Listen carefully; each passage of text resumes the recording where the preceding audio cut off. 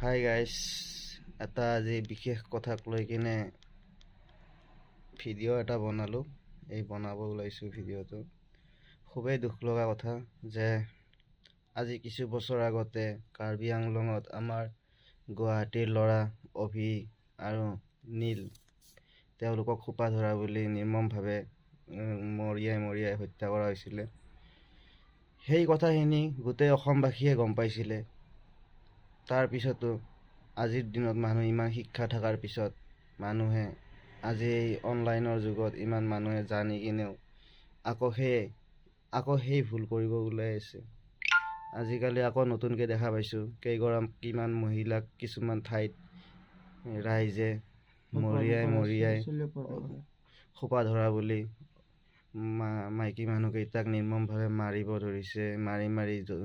মাৰি পেলোৱা নাই, কিন্তু বহুখিনি মানে কি ক্ষতি কৰিছে, আহত কৰিছে ভালেখিনি।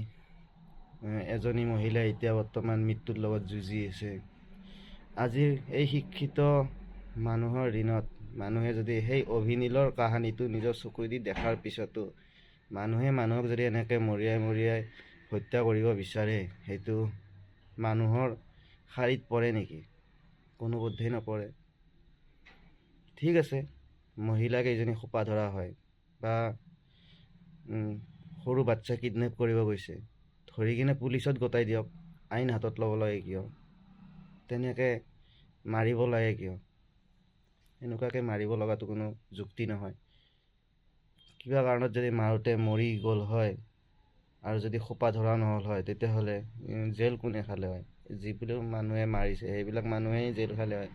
আৰু এই ব্যৱস্থাটোক লৈ আইন ব্যৱস্থা এটা হ'ব লাগে। যিসকল মানুহে এই মহিলাকেইজনীক মাৰিছিলে, সেই মানুহকেইজনক যাতে আইনীভাৱে ব্যৱস্থা লোৱা হয়।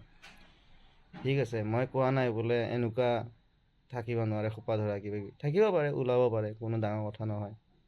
কিন্তু যদি সেনেকুৱা কিবা দেখা পায় বা সেনেকুৱা কিবা সন্দেহ হয়, অনুগ্ৰহ কৰি সকলোকে ৰিকুৱেষ্ট কৰিছোঁ যাতে আইনক গতাই দিয়া হয়, নিজে কোনো ব্যৱস্থা লোৱা নহয়।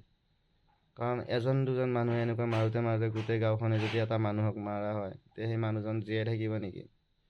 এইটো বহুত দুখ লগা কথা। আজিৰ দিনত শিক্ষিত মানুহবোৰে অলপমান শিকিব লাগে, সেই আগৰ অভিনীলৰ কাহিনীটো এবাৰ মনত পেলাব লাগে।